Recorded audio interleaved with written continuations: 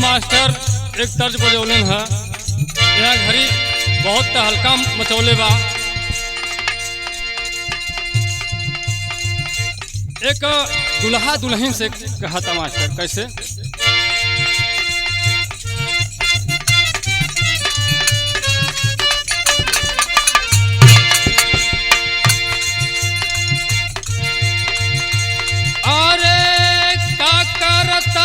तानी हमके बतावना का करताड़ो तने हमके दिखावना, का करताड़ो तने हमके दिखावना। और रूपवा से पर्दा तनी धनिया हटावना, रूपवा से पर्दा तनी धनिया हटावना।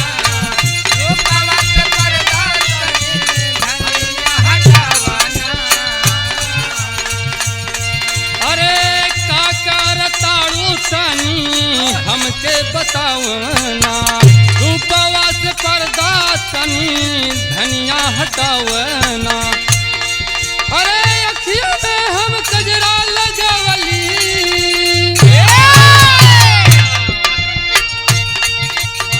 अखियों में हम कजरा लगवली, मंगिया भर सिंदूर।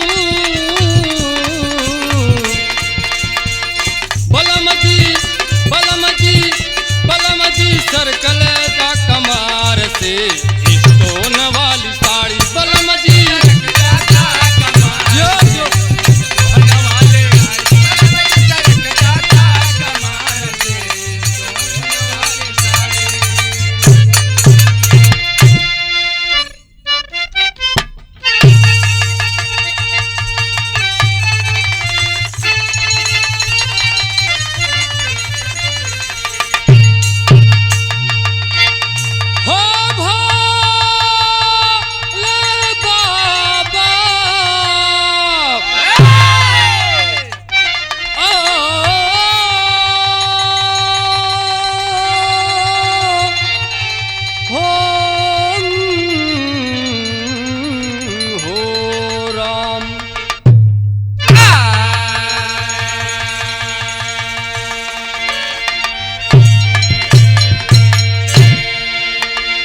अच्छा बाबूजी, नया नया कांड, सरहद पार हिंदुस्तान पाकिस्तान के प्रेमी प्रेमिका की कहानी है। गौर करेंगे बाबूजी।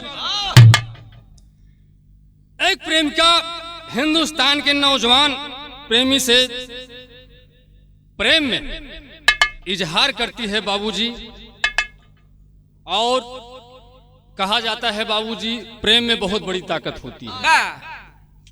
ये कहानी पाकिस्तान के सीमा हैदर की कहानी और हिंदुस्तान के सचिन हैदर की कहानी है बाबूजी। भूमिका में कहल पड़ा मास्टर, कैसे?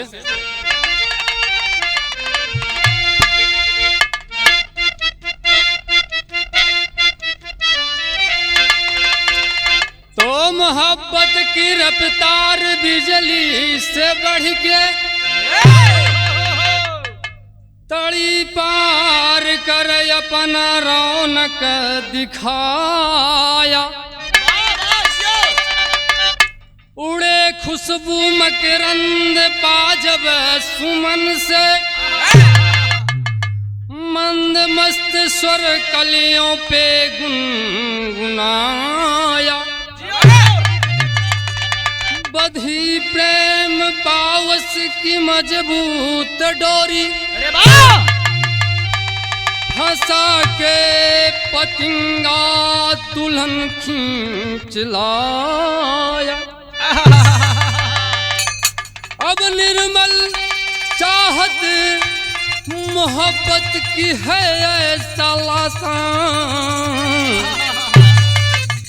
तो लगी दिल गधी तो परी भी भुलाया।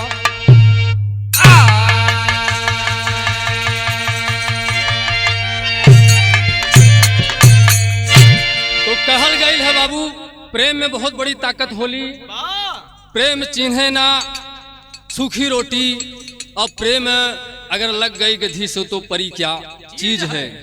तो ये दास्तान सीमा हैदर की दास्तान है जो पाकिस्तान की रहने वाली है और सचिन हिंदुस्तान का है।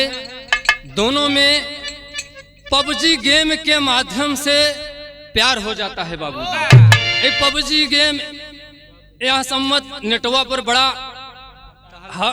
तहलका मचलबा भैया। देखिए गजलबा गुरुजी कैसे।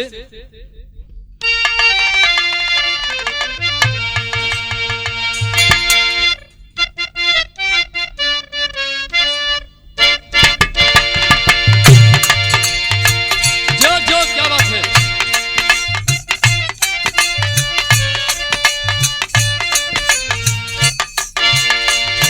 मास्टर हमारे बजौलन गजल प्रेमिका और प्रेमी के बीच का भाव है। कहाँ पड़ा। दिल आशिक हुआ दीवाना, दिल आशिक हुआ दीवाना, दिल आशिक हुआ दीवाना। तेरा सुन के नजराना, तेरा सुन के नजराना, तेरा सुन के नजराना।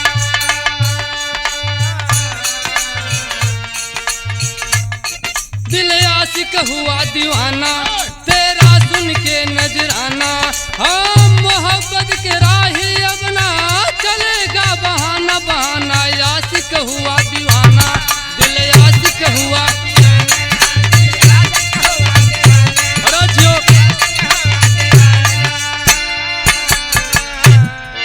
लेकिन यह लेनिया के बिरहा में बहुत बढ़िया भाव बा मास्टर। कैसे कहना पड़ल। जब दिल पे दिल डाल डेरा, जब दिल पे दिल डाल डेरा, जब दिल पे दिल डाल डेरा।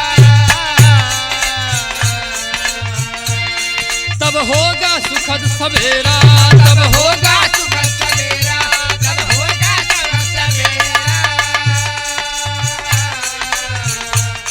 तो मरे मिटेंगे एक दूजे पे आशिकी न डाला घेरा। दिल आशिक हुआ दीवाना। अरे जियो जियो।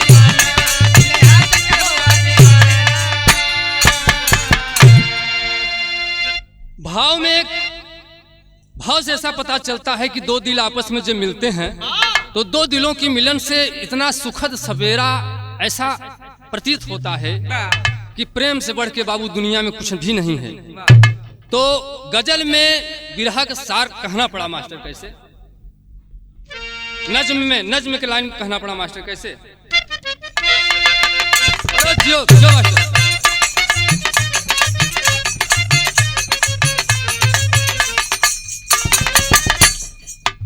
Love is blind,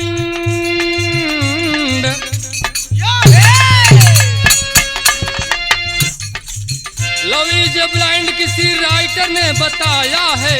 हकीकत सही सही जिंदगी में आया है।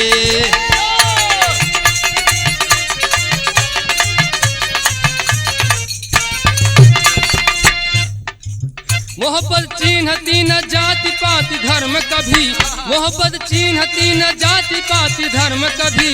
हवस की आंधियों में बनती है बेशर्म कभी।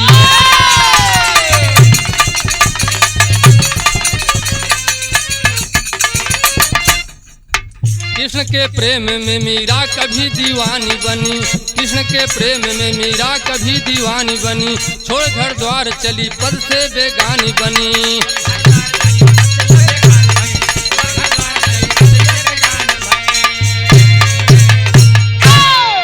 इतना ही ना बाबू, अब है और कहना पड़ा। ऐसा ही प्रेम के परवाने की कहानी है, ऐसा ही प्रेम के परवाने की कहानी है। मची सोहरतबा हिंदुस्तान हर जुबानी है।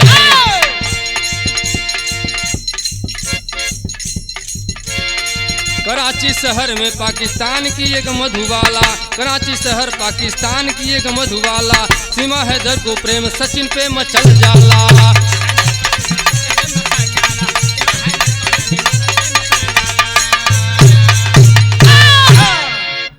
तो पबजी गेम खेल खेल में में खिलवाड़ हुआ, पबजी गेम खेल खेल में खिलवाड़ हुआ, मोबाइल के जरिए दोनों में है प्यार हुआ।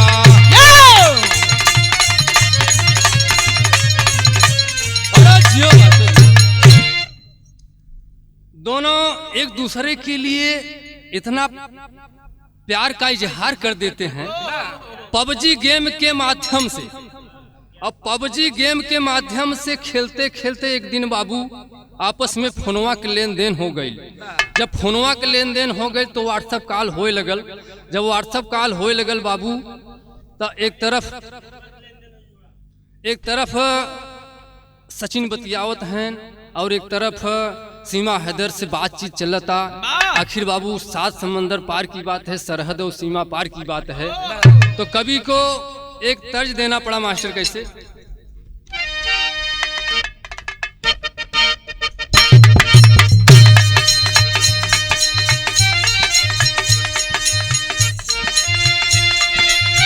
अरे वाह क्या बात है।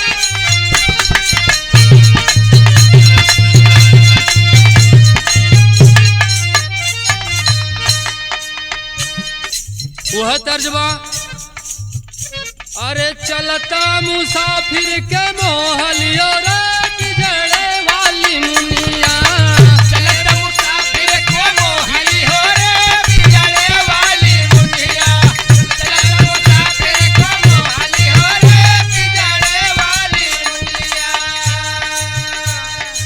लेकिन है गनवा से सुंदर गीतिया का लाइन बा, भाव बा बिरहा में, कैसे मास्टर?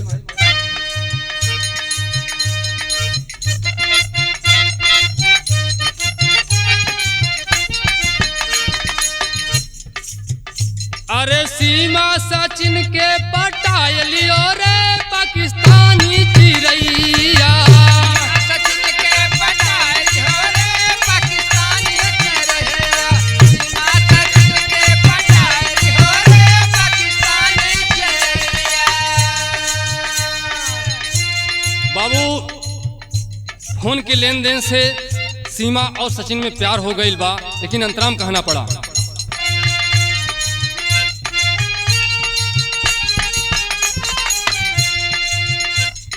पबजी गेम संग खेले प्रेम वाला गेम हो,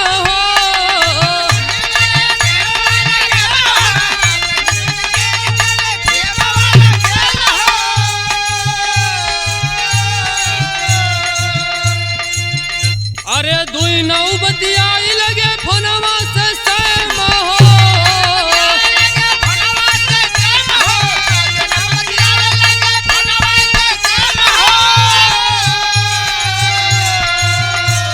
फोन में आपस में बातचीत होता बाबू फोन से, लेकिन कहना पड़ा।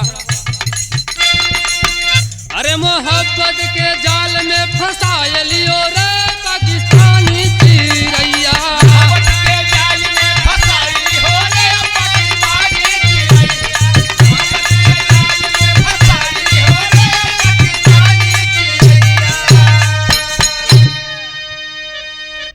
फोन का लेन देन हो गई बा और नंबर का, और दोनों में प्यार हो गई बा, और इतना बरियार प्यार हो गई बा बाबू कि न सीमा के बिना सचिन से रह जाता, न सचिन के बिना सीमा से रह जाता। और सीमा पार कर गई बाबू, अब प्यार बरियार हो गया बाबू। लेकिन फिर अंतराम कहना पड़ा, कैसे?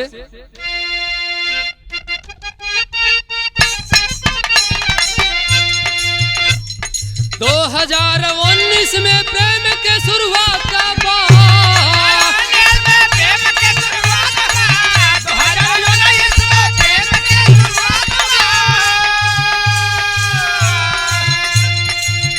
अरे सीमा करे दोनों एक दूजे से बात बा,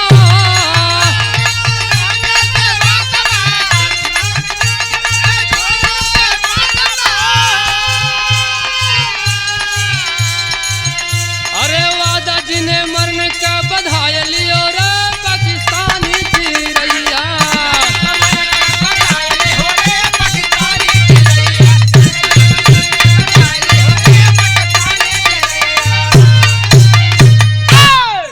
दोनों से बाबू फोनवई से नैन चार हो गयल बा।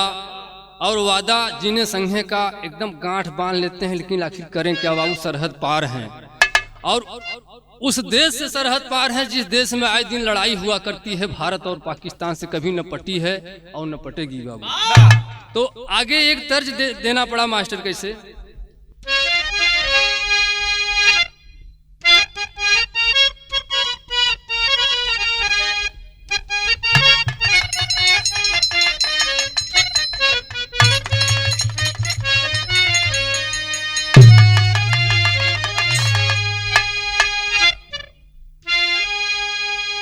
देखिए बाबू, प्रेमी प्रेमिका का बात बा।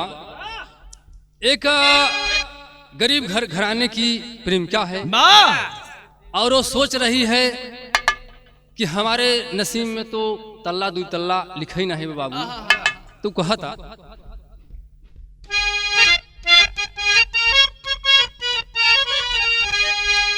अरे क्यों के तल्ला दुई तल्ला के मकनिया निकबा, और मकनिया निकबा सखिया रे, सखी रे हमरे गौआ के पलनिया निकबा हो, सखी हमरे गौआ के पलनिया निकबा हो, सखी हमरे गौआ के पलनिया निकबा। लेकिन भाव में कहल गई मास्टर, वो सचिन से सीमा हैदर प्रेमिका कहता मास्टर, कैसे?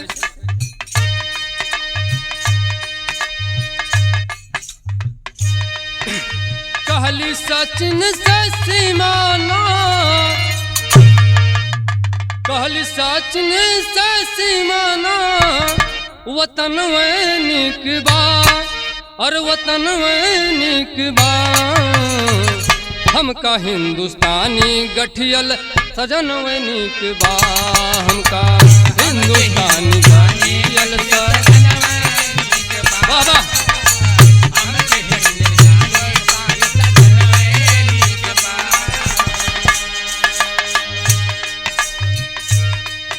अरे कहली सचिन से सीमा,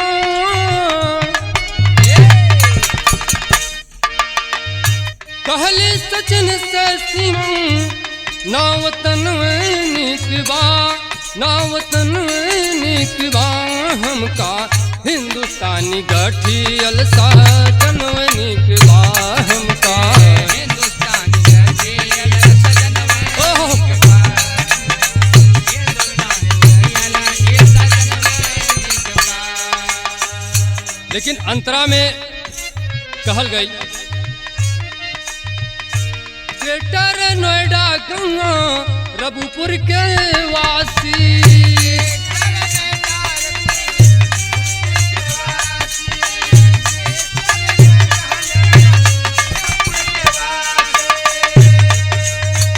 रहले रहले खत्री पाल गदेला के खासी, ओहो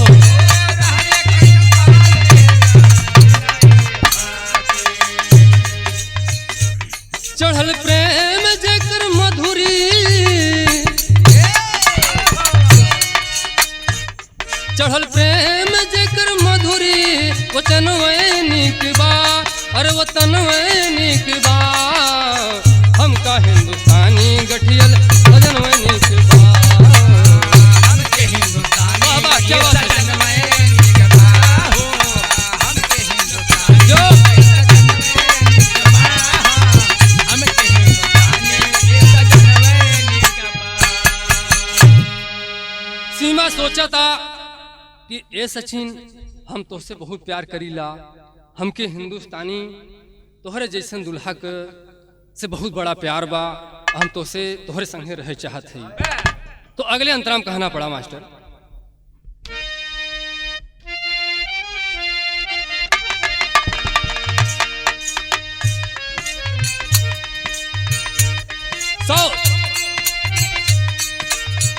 सऊदी अरब में पिया हैदर मोरे गईले,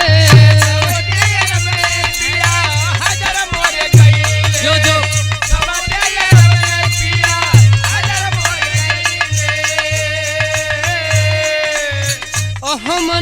भागन के सुधि बिसरैले जो जो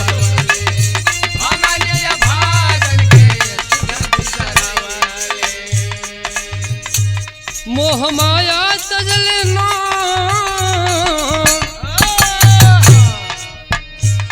मोह माया तजले ना ईमन निकबा अरे ईमन निकबा हमका हिंदुस्तानी गठियल सजन निकबा हमका जो जो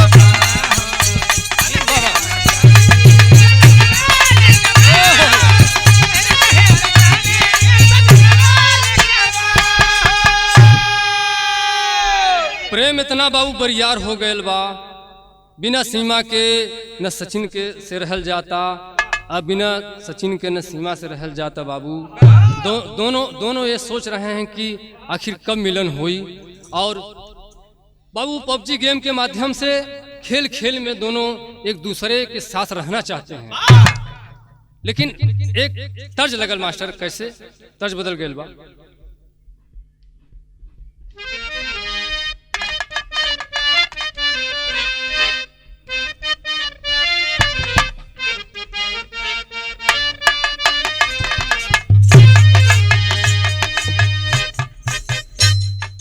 देखा यह दुल्हन दुल्हा का मामला बा और दुल्हन कहता अपने दुल्हा से का कहता कैसे बतियाई हमरे लागल शरम रात सैया ने जादू डाल दियो रात सैया ने जादू चलाए दियो जो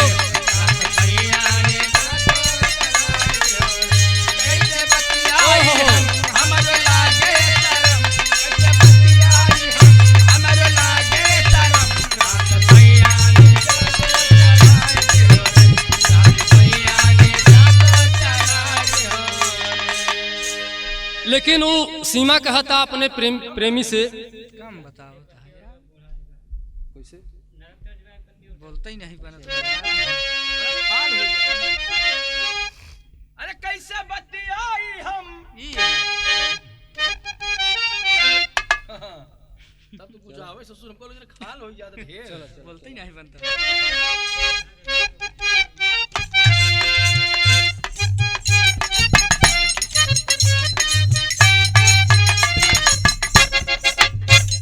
भाषा तर्ज बा कैसे बतियाई हमरे लागल शरम रात सैया ने जादू चलाए दियो रे रात सैया ने जादू चलाए दियो जो रात सैया ने जादू चलाए हो लेकिन वो सीमा अपने प्रेमी सचिन से कहता कि आखिर कहिया मिलन हुई जिया बेताब बा और मिले के मन कहता तो कहता कैसे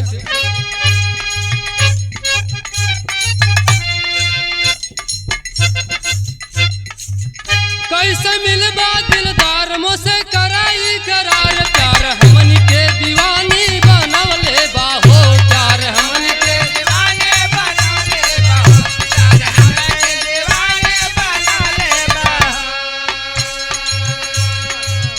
लेकिन अंतरा में कहना पड़ा कहाँ पे मिलन होई करमों से वादा संग जीने मरने के बनैल इरादा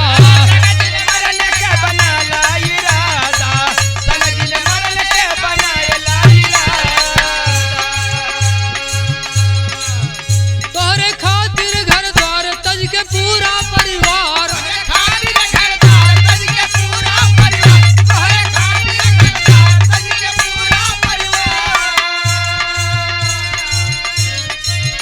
घर द्वार तज के पूरा परिवार यार आज से परानी बनवले बाहो यार आज से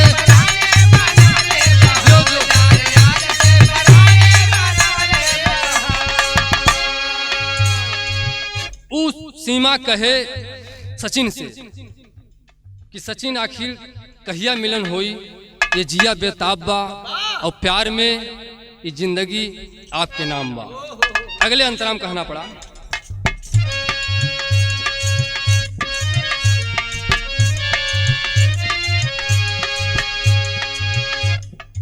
मास्टर यहीं पर तर्ज लगा ले।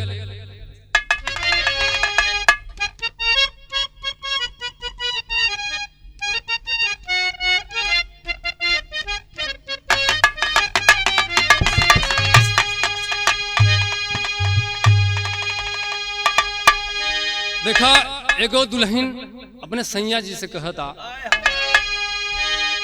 और डिमांड का बा कहना पड़ा।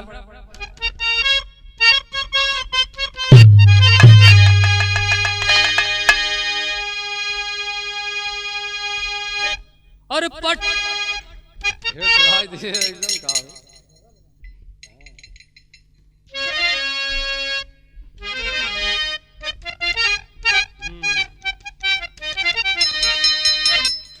और पटना से बाजब बलम जी, पटना से बाजब बलम जी, अब आरा से होठ लाली, अरे आरा से होठ लाली मंगवाई द छपरा से चुनरिया छिपवाली, मंगवाई द छपरा से चुनरिया जो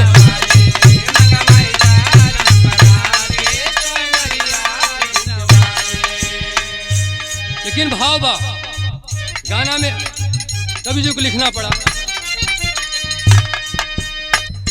और मिलल की दिल में बड़ी बेताबी,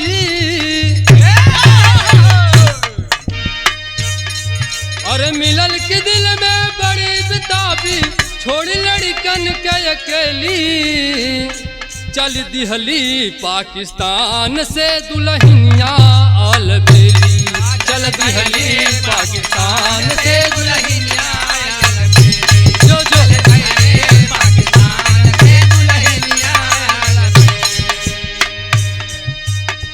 देखा अब यहर से सचिन जोन बा नेपाल में जाए के इंतजार करता बाबू, और हर से प्रेमिका हैदर सीमा चलता और चल के आवता नेपाल में, तो बाबू अंतरा में कहना पड़ा।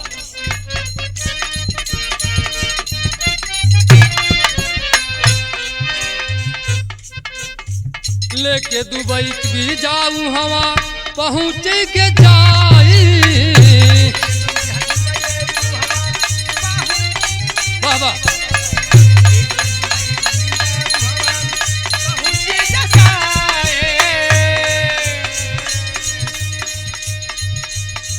धाई के एरोप्लेन काठमांडू में आई,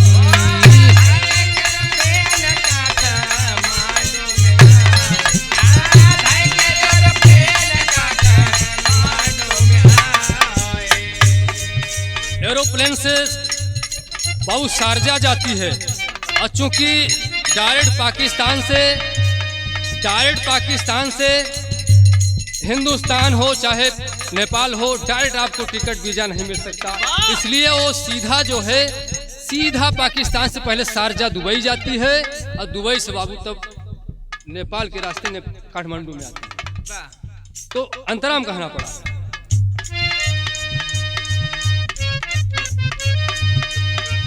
लेके दुबई का वीजा वहाँ पहुँच जाई, लेके दुबई का वीजा वहाँ पहुँच जाई, लेके दुबई का वीजा वहाँ पहुँच जाए, अधाई के एरोप्लेन काठमांडू में आई, अधाई के एरोप्लेन काठमांडू में आई, अधाई के एरोप्लेन काठमांडू में आई।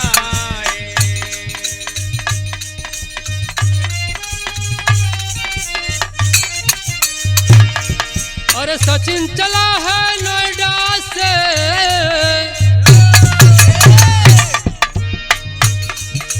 सचिन चला है नोएडा से, प्रेम की बूझे पहेली, चल दिहली पाकिस्तान से दुल्हनिया अलबेली, चल दिहली पाकिस्तान से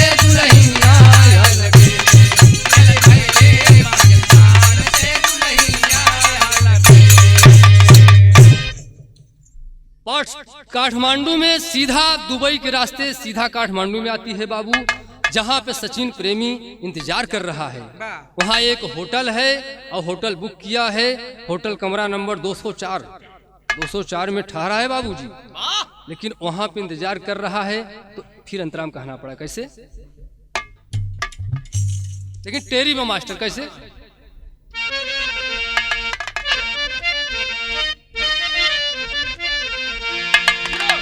अरे दुल्हनिया हिंदुस्तान की बनी, अब दुल्हनिया हो, दुल्हनिया हिंदुस्तान की बनी, तो दुल्हनिया हिंदुस्तान की बनी, तो मोहब्बत बैर भुला पाकिस्तानी बिटिहनिया। मोहब्बत बैर भुला पाकिस्तानी बिटिहनिया, दुल्हनिया पाकिस्तान की बनी। प्यार में मोहब्बत बाबू सब मोहब्बत में बिल्कुल कोई बैर नहीं बा, और दोनों को दिल मिल गए बाबू। न सीमा सरहद पार न कोई बैर है, न कोई बैमनस्यता है, दोनों आपस में मिलने का विचार करते हैं।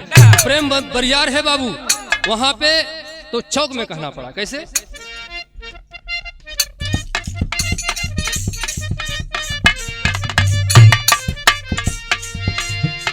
अरे पशुपतिनाथ के मान साक्षी,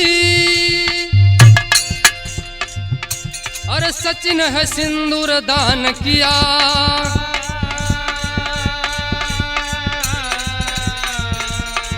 अब गले डाल फूलों का गजरा, दुल्हन का सम्मान किया।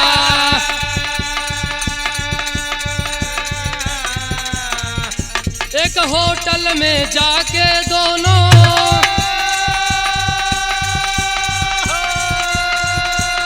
अब खुशी खुशी जलपान किया। अरे मेरा मोहब्बत जिंदाबाद है, मेरा मोहब्बत जिंदाबाद है, भारत में ऐलान किया।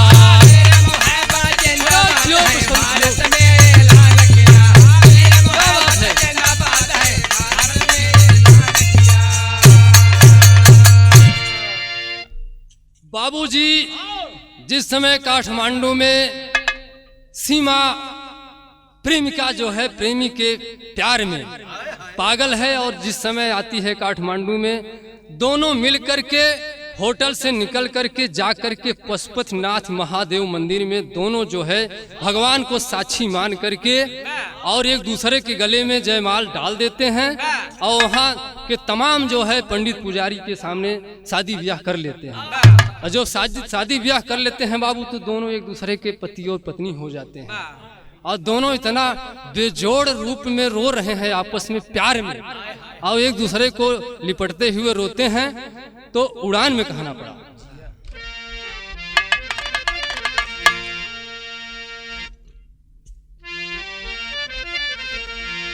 तो सीमा कहे सुना है स्वामी, छोड़ ऐली 4 गदेला, अरे जिनके विरह में तड़पे मनवा और नैनन नीर बहेला, दुल्हनिया पाकिस्तान की बनी। तो कहा तलिवा के ऐती संगवा 4 बबुनिया, दुल्हनिया हिंदुस्तान की बनी। जो कह रही है बाबू कि सचिन आखिर आप तो हमारे पति देव तो न हो गई है, अगर आप कहत वहाँ पे जो हमार चाठी लड़कियां पड़ा है, अगर कहता तो जाई लेके आई, कहे अच्छा ठीक बा, अगर तोहके ले आओ कि बा तो भाई ठीक बा जा लेके आओ, लेकिन भूला मत जाइए हमके, अइह जरूर। एक तर्ज देना पड़ा कवि को मास्टर, कैसे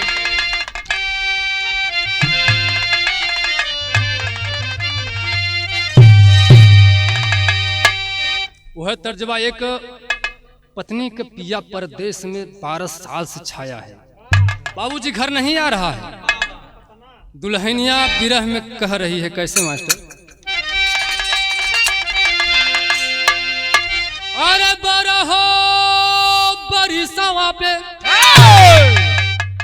अब अवले मोर बलमुआ सुतेलन पी के, अरे सुतेलन पी के ताड़ी रे खाली हनावा सुतेलन पी के ताड़ी रे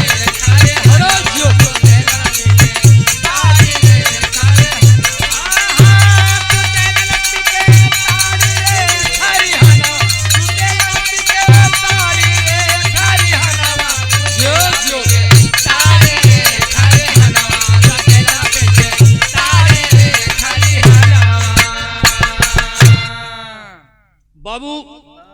लेकिन इसी गीत के भाव में कहना पड़ा, बिरहा में सुंदर लाइन कवि जी ने क्या लिखा। अरे कहलन सचिन जैते, अरे गोरिया पाकिस्तानवा ललनवा लैके, अब ललनवा लैके आवा आई हो बारी धनिया ललनवा लैके आवा आई हो बारी धनिया ललनवा लैके आवा आई हो बारी धनिया।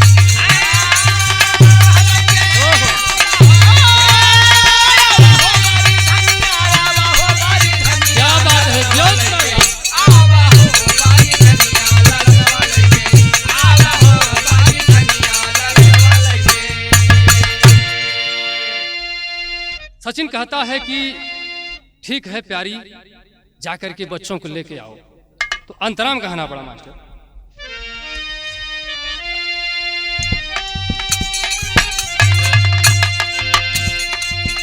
सीमा हैदर गईली तुरंत पाकिस्तानवा और बेचली 12 लाख में अपन मकानवा, 12 लाख में अपन मकानवा बेचली 12 लाख अपन मकानवा।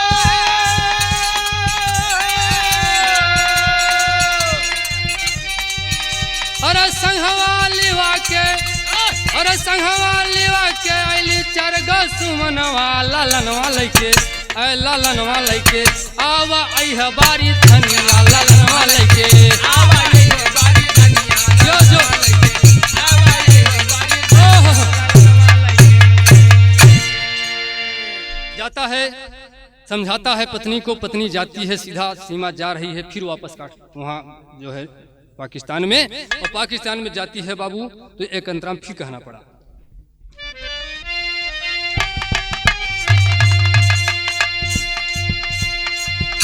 अब 3 लड़की एक लाल संघवा लिवाई के,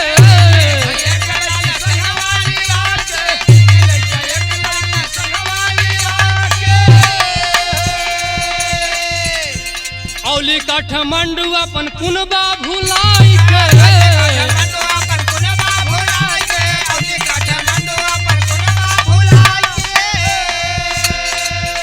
अरे पहुंचे हिंदुस्तानवा अब खुशी हो गईले मनवा ललनवा लैके ललनवा लैके आवा आई हो बारी धनिया ललनवा लैके। बाबूजी तुरंत चली जाती है पाकिस्तान, और जा करके आज इंतजार कर रहा है सचिन, और सीमा पहुंच जाती है पाकिस्तान, और जा करके बच्चों को लेके आती है, और सीधा फिर उसी शारजा के रास्ते बाबू नेपाल के रास्ते काठमांडू में आती है, और बच्चों को लेकर आती है। लेकिन वहां पे सचिन अब लेकिन बस से जाती है। फिर पहपड़ में कहना पड़ा मास्टर कैसे।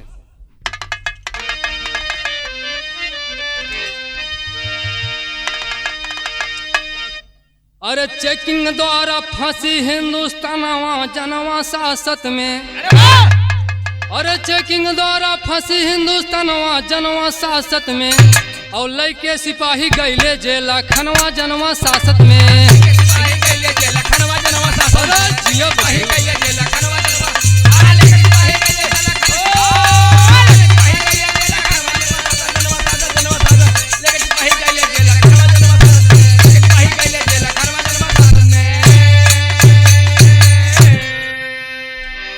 जो ही बस से बाबूजी सीधा जो है नेपाल से चली जाती है, जहां पे सचिन का नोएडा में घर है, और वहां घर के बगल में 1-1.5 किलोमीटर के बगल में घर से दूर वहाँ सचिन जो है किराए पर कमरा लेकर के और चारों बच्चों के साथ सीमा हैदर सहित रह रहा है। तो इतने में परिवार वालों को जब पता चलता है बाबूजी कि आखिर ये सचिन मेरा लड़का कहाँ गया है, पता लगाते लगाते बाबूजी जब पता चलता है तो जो ही पता चलता है तो घर वाले कहते हैं आखिर तूने जब ऐसी शादी कर ही लिया है तो घर लेके आ जा, क्या दिक्कत है। तो सचिन कह रहा है ठीक है पिताजी, जब आप परिवार वाले सभी सहमत हैं तो हम सीमा को और बच्चों सहित लेकर घर पे आते हैं। तो घर पे बाबूजी जाता है, उसके घर पे बहुत बढ़िया सजावट है और नई दुल्हन आई बाबूजी और घर परिवार गांव मोहल्ला टोला के लोग सब इज्जत दे रहे हैं। मोह दिखाई में पता चलता है कि बाबूजी 60-70 हजार रुपए मिला था और दहेज में 4 लड़के मिले थे। लेकिन बाबू इतना ही ना कहानी खत्म होता, कहानी में मोड़ आवता है। घर वाले कहते हैं ठीक है क्यों ना इसकी शादी हम लोग जो है न्यायिक प्रक्रिया से कोर्ट कचहरी के माध्यम से करवा दें ताकि इसके पास कोई सर्टिफिकेट हो जाए। जब इसके पास सर्टिफिकेट हो जाएगा बाबू तो समाज में जो है इन दोनों की इज्जत सम्मान बढ़ जाएगा। तो कहना पड़ा जो है अंतरा में तब पता लिखा भिजवा में अब रहा पाकिस्तान हो, कौन जासूस बा अवली हिंदुस्तान हो। तो प्रेम में सहली बहुत बड़ा अपमनवा जनवा सासत में, तो बार बार परेशान कराई बेईमनवा जनवा सासत में।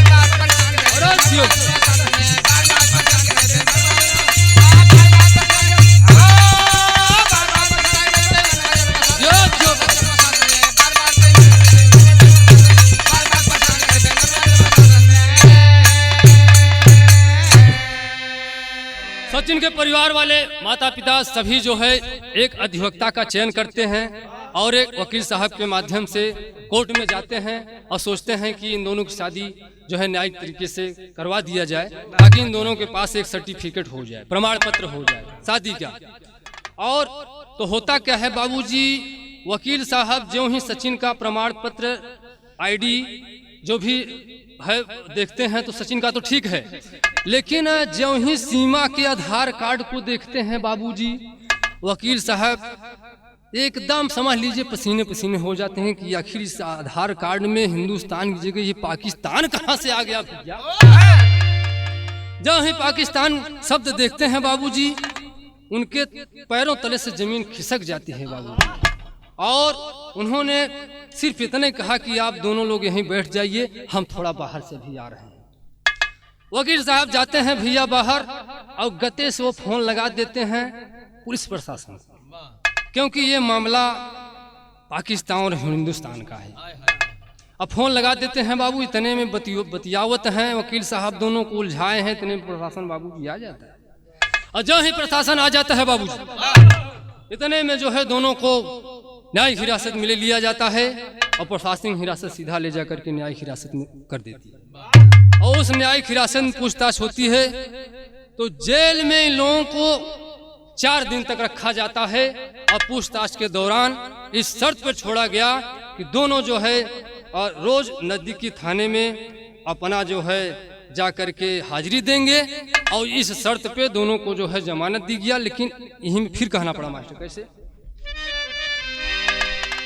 4 दिन तक जेलवा में अब रहे 2 नौजनवा और मच गया हाहाकार जानी गया जहनवा। तो मचल सारे देश में तूफानवा जनवा सासत में और छूट के औले दिल्ली के दरम्यानवा जनवा सासत में। फिर जो है छूट करके दोनों दिल्ली आ जाते हैं बाबूजी। अब जब दिल्ली आ जाते हैं तो मीडिया पर मीडिया लग जाती है कि बाबू आखिर बात क्या है। दोनों प्रेम क्या के बीच में इतना बड़ा जो है पाकिस्तान से आई लड़की हिंदुस्तान से प्यार कर लिया, कहीं कोई जासूस तो नहीं है। मीडिया पर मीडिया जो है पूरा हिंदुस्तान ही नहीं पूरे देश में पूरे दुनिया में हलचल मच गया है बाबूजी। तो आल्हा में कहना पड़ा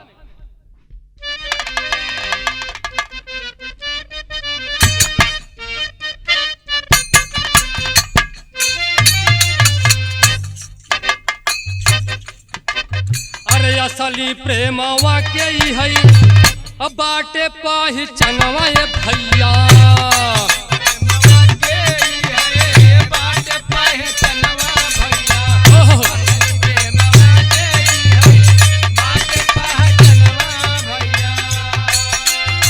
लाख विपदा टूटे न सनहिया के डोर।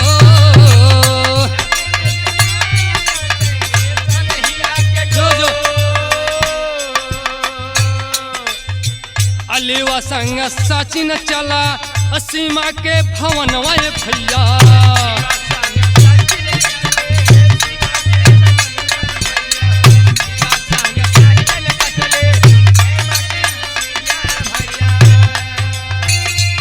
चारों लड़कन भैले भवन मझा।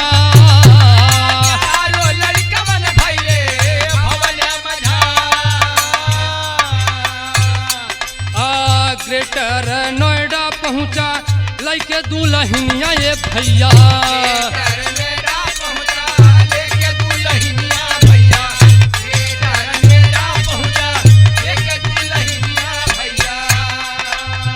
जूटल बदुआरे पे भिड़िया पार।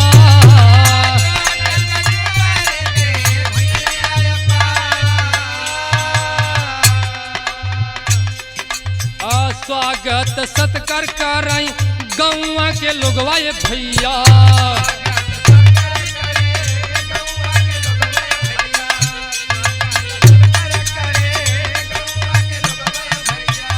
रहिया में फूलावा के कराई बावछा।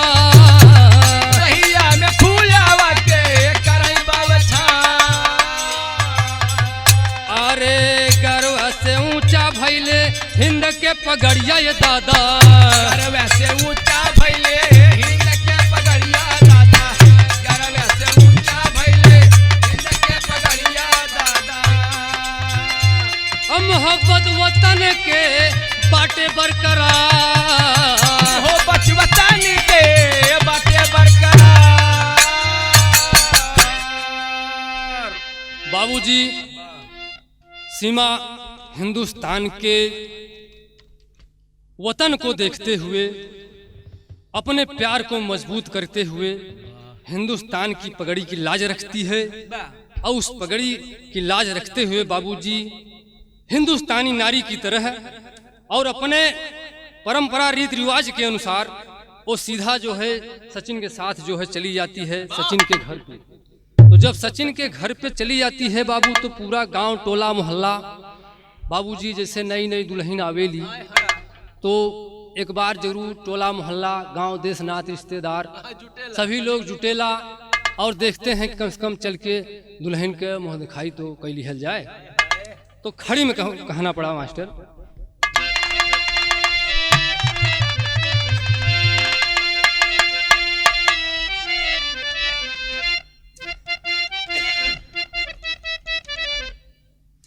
अरे हिंदुस्तान के माटी सुघर सुघर जहवा तो कंचन बरस बिटिया बहन बिन जहवा विदेशी तरस। तो हिंदुस्तान के माटी सुघर सुघर जहवा कंचन बरस। हिंदुस्तान के माटी सुघर जहवा कंचन बरसे तो बिटिया बहन बिन जहवा विदेशी तरस।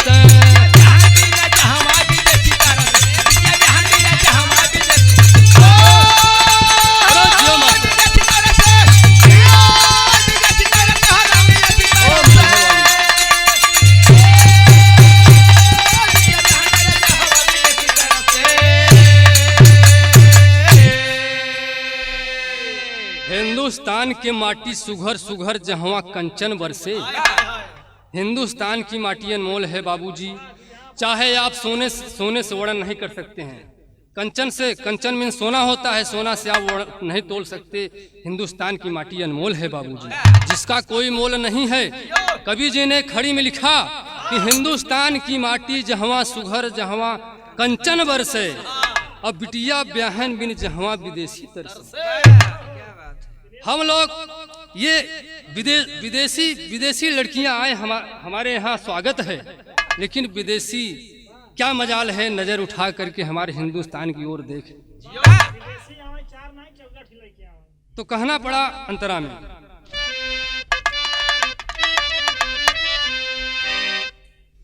इतिहास में ऐसा शायद भैले पहली बार हो, अब पौले चार गदेला सही गुलनार हो।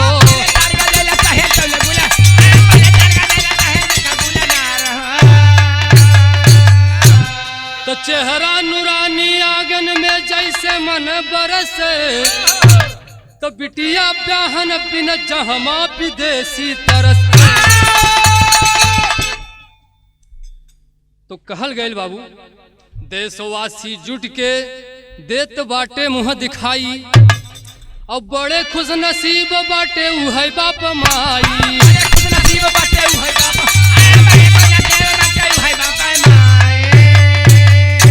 तो खर्चा तो बिन खर्चा के दुल्हन मोरे आंगन बैठे, तो बिटिया ब्याहन बिन चाहवा विदेशी तरस।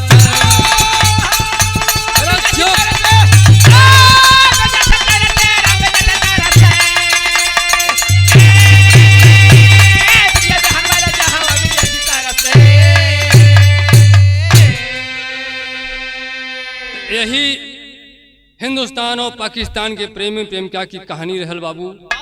और ये कहानी मीडिया में इतना बड़ा धूम मचौले बा बाबू कि सारे जितने भी समाचार संपादक हों, चाहे जो भी हो, हिंदुस्तान के हैं चाहे विदेशी हों, लेकिन इतना बड़ा मीडिया में इतना बड़ा तहलका मच गया है कि प्रेमिका का प्यार जो है ये एक अमर कहानी के रूप में आने वाले इतिहास के 16 अक्षरों में लिखा जाएगा।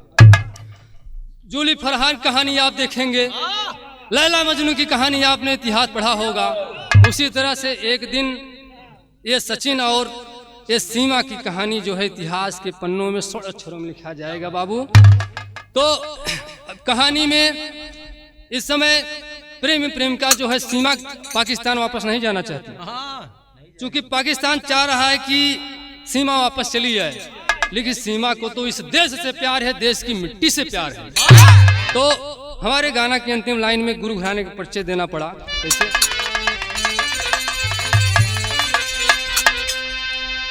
इस हृदयाराम कवि मूरत स्वर्ग में फूल बरसाए, अरे धर्मराज संतोषी निर्मल पाकिस्तानी दुल्हन पाए हो।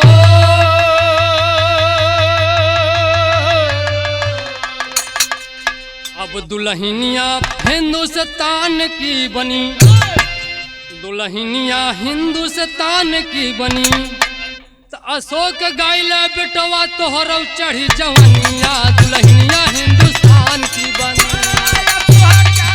जय हो जय हो।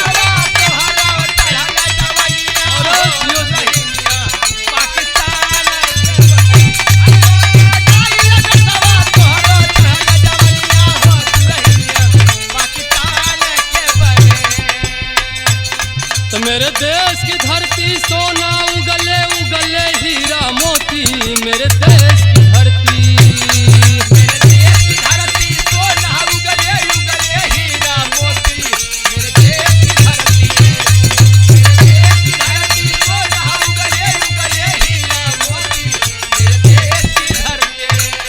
मेरे देश की लड़की पहन के वर्दी हुई फौज में भर्ती, मेरे देश की लड़की